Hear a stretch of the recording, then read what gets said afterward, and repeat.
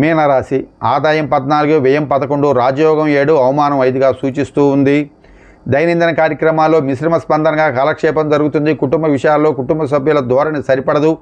మనసు సరిలేని స్థితి, తరచుగా పనులు మర్చిపోతూ ఉంటారు. అక్టోబర్ వరకు ప్రతిభకు తగిన గుర్తింపు దొరకదు. పనులు సానుకూలమే కానీ ఆలస్యంగా అవుతాయి. అక్టోబర్ వరకు అనాలోచితంగా ఉంటారు.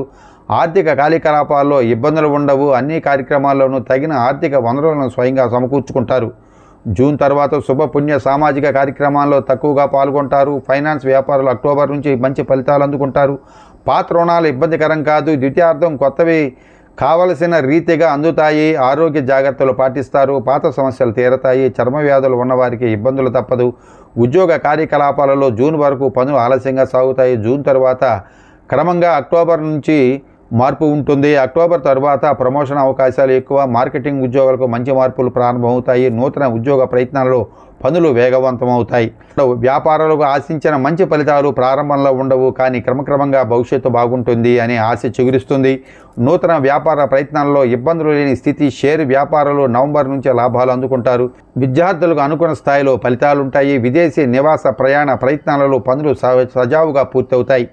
కోర్టు వ్యవహారాలలో ఏదో ఒక స్థానంలో సమస్య పరిష్కారం చేసుకునే అవకాశం వస్తుంది.